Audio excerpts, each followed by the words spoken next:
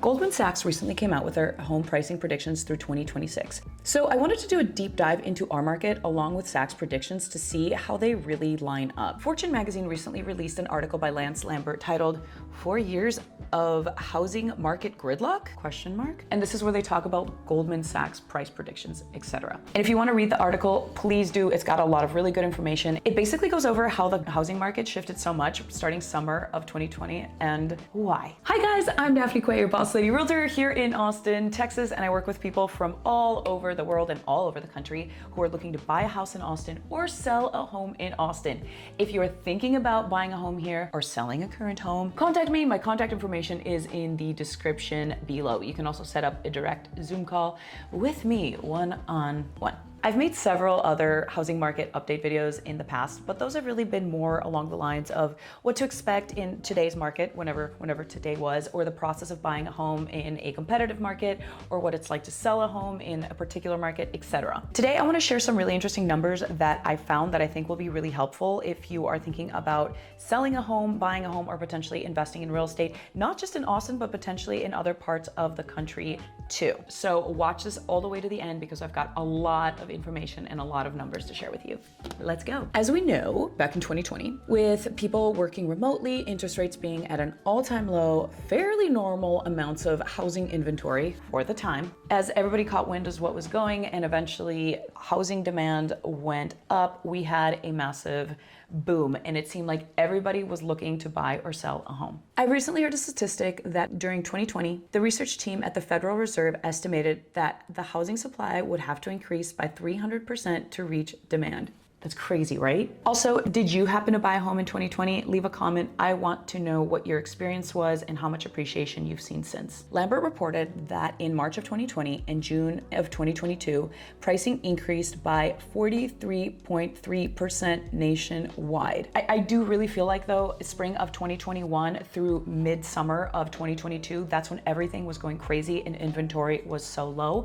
There was so much demand and houses were selling so quickly that in Austin, you could put a home for sale and within a weekend you'd have at least 5 or 6 offers. And of course these homes always sold for way more than the asking price. They would go literally from $50,000 to like $150,000 above the original asking, which is nuts. So now we're here towards the end of 2023 and interest rate hikes have put a halt to all of this outrageous pricing. In 2022, around August and September, I had a bunch of clients that were wanting to take advantage of the seller's market. And that's when things started to flatline. And I had to set the expectation with them that literally 2 or 3 weeks ago, the market was on fire, but today it might take 3 or 4 months to get your home sold. And as you can imagine, that was a shock literally to everybody. No! So let's get to the part where Goldman Sachs predicts we will be as a nation in the next 3 years.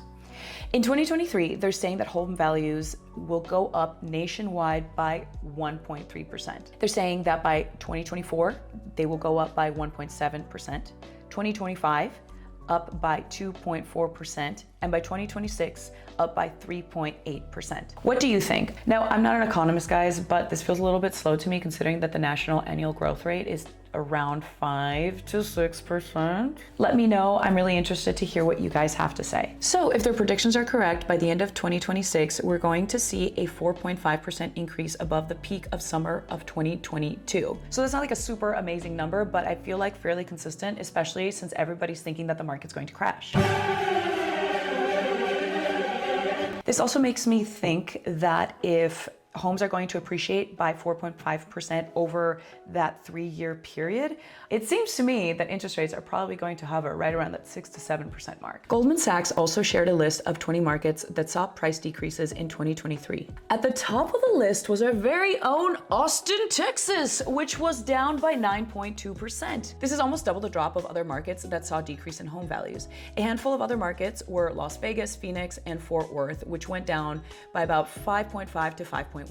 So like I said, a lot of numbers, a lot of references. I hope that made sense to you. I thought it was a really interesting article on how they broke down the numbers throughout the country. Also, the fact that they included Austin on there obviously says that there has been a pretty significant decrease but it's not an actual crash. And if property values are going to steadily increase at a very small yet consistent rate, I think it's safe to predict that interest rates are going to hover more or less around where they are, which is kind of like that 6.5, maybe 7% mark. You guys, I'm not an economist, I'm not a lender. This is just what I'm seeing from the market that I work in, and of course from the research that I've found online and on TikTok. No, I'm just kidding, not on TikTok. Anyway, that's what I've got for you guys to say. Always leave a comment. Like I said, I love responding to every comment that you guys leave. Anyway, I'm Daphne Quay, your boss lady realtor here in Austin, Texas. And if you're thinking about buying or selling a home in Austin, contact me. You can even set a direct one-on-one Zoom call directly with me through the link in the description below. Thank you so much for watching. Till next time.